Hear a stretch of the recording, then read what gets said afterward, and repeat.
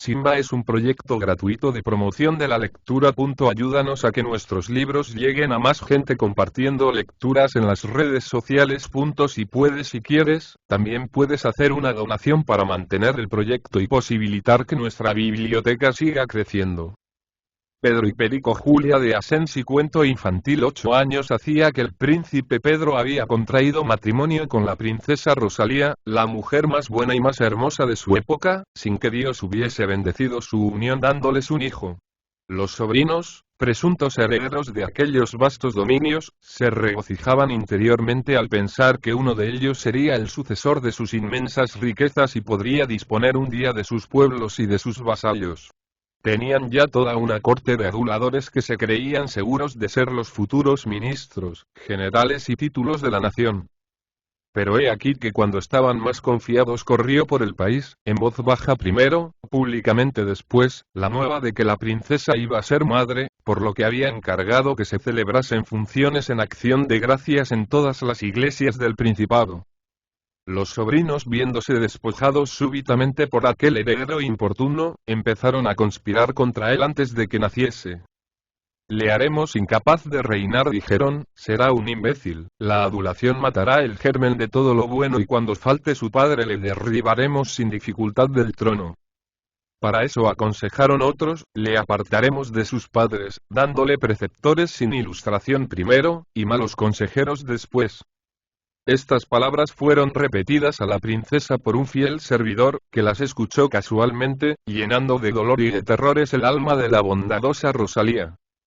Se prepararon grandes fiestas para cuando se verificase el nacimiento. Bailes, iluminaciones, banquetes y conciertos en diferentes puntos de la capital para que pudiesen disfrutarlas todas las clases sociales. También se destinó una gran cantidad de obras benéficas.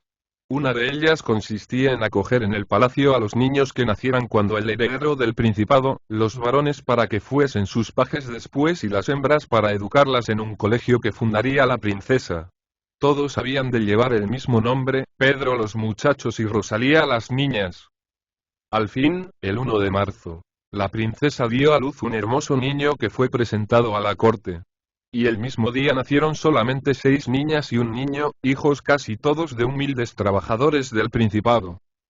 Las niñas con sus madres fueron instaladas en la planta baja del palacio. En cuanto al niño, tuvo la desgracia de quedar huérfano a poco de nacer y se le tomó una nodriza. El padre, un pobre idiota que se pasaba media vida bebiendo, fue socorrido con una buena cantidad en metálico y no se volvió a saber de él. El príncipe Pedro se criaba muy robusto, tenía el cabello y los ojos negros como su padre y había quien advertía entre ellos gran semejanza, aunque no tuviesen ninguna. El futuro paje Perico era más débil, aunque no enfermizo, con el pelo oscuro también y los ojos claros. El tiempo fue pasando y los sobrinos no descansaban para llevar a cabo sus proyectos. Todo parecía también favorecerlos. Mientras el pequeño Perico se mostraba cada día más gracioso, más inteligente y más simpático, el príncipe Pedro, a quien apenas permitían que aprendiese a hablar, tenía un carácter irascible, le molestaba a la gente y no demostraba cariño a nadie. Mucho debían sufrir los príncipes, sus padres, si bien es verdad que los hábiles cortesanos, haciéndose esclavos de la etiqueta, no les dejaban ver más que contadas veces a su niño. La princesa sobre todo parecía siempre preocupada y recelosa, aunque intentaba ocultar sus sensaciones a las perspicaces miradas de sus súbditos.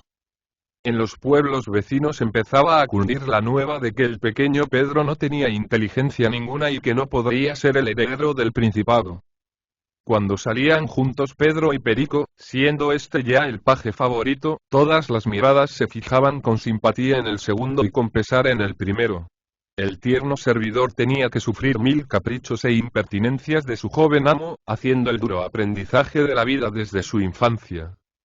Para animar al príncipe a que estudiase, Perico compartía con él las lecciones y le aventajaba en todo. Es verdad que el preceptor elegido por los sobrinos procuraba que el hijo de Rosalía no supiese nada. Todo al parecer se conjuraba contra el príncipe y su desgraciada esposa, dándoles un heredero incapaz de llegar a ser su sucesor. Así lograron que Pedro, entrado ya en la adolescencia, fuese también cobarde y que el pueblo le mirara con prevención. En cambio Perico era arrojado cual ninguno y varias veces combatió con denuedo por defender a su compañero de estudios y de juegos.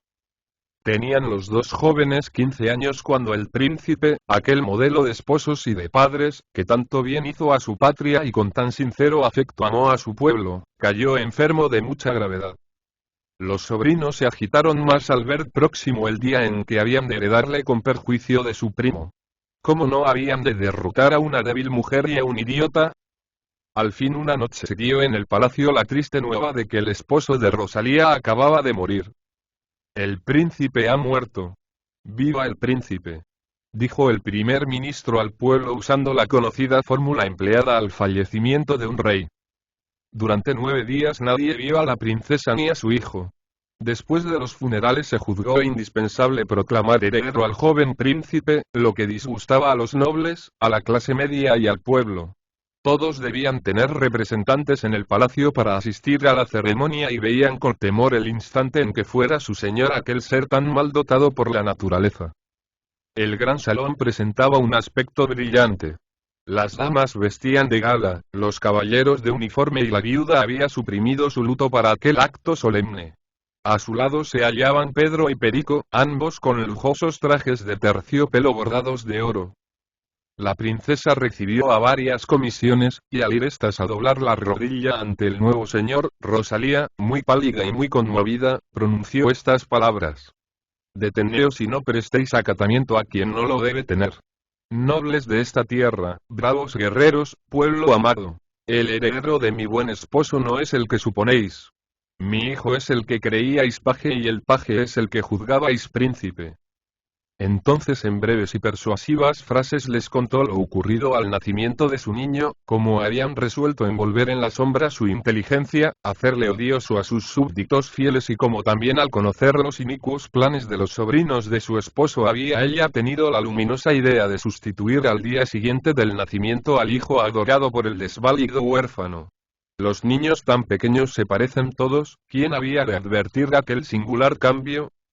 El príncipe que os doy, prosiguió Rosalía, será bueno, valiente y generoso. Acostumbrado a obedecer se mostrará compasivo con sus servidores. Habiendo defendido al que creía su señor, ha sido bravo, y no dejará que ofendan a su pueblo. No habiendo poseído fortuna, será modesto y no pedirá impuestos a nadie. ¡Viva el príncipe Pedro!, exclamaron muchos. Y hubo hombre que gritó. ¡Viva Perico! Los dos jóvenes estaban asombrados. Pedro veía que perdía su poder. En cuanto al antiguo paje se explicaba entonces varias cosas que antes habían sido incomprensibles para él. Recordaba que algunas noches se había despertado al recibir los amorosos besos de una mujer cuya semejanza con Rosalía era notable, que apenas abría los ojos huía la hermosa visión. Que otras veces era un hombre igual al príncipe Pedro el que se acercaba a su cama y que los más ilustres señores vigilaban su cuarto y velaban su sueño. Él amaba a los príncipes como a sus padres y le parecía que había nacido para realizar grandes empresas. Su porvenir como paje era poco halagüeño. Los sobrinos del difunto príncipe trataron de negar el hecho, pero Rosalía añadió. Todos los que asististeis a la presentación de mi hijo cuando nació recordaréis, porque así intencionalmente lo hizo constar nuestro fiel primer ministro, que el niño tenía una señal en el brazo derecho. Mirad los brazos de Pedro y de Perico y veréis cuál es nuestro legítimo heredero. Hecha la prueba se vio en efecto que la señal, bastante distinta, estaba en el brazo del antiguo paje. Entonces este se acercó a la princesa, prodigándose madre e hijo las caricias más tiernas. El adolescente fue proclamado príncipe, y sus primos, que el pueblo quiso desterrar, no tuvieron más remedio, al ser perdonados, que someterse a él y a su madre. Pedro obtuvo una brillante posición más en armonía con sus gustos e inteligencia y fue siempre el mejor amigo de Perico el paje, al que nunca se acostumbró a mirar como a su príncipe y al que llamó con la familiaridad de otros tiempos. Fue un digno descendiente de Pedro y de Rosalía y nunca se vio señor más querido y más respetado.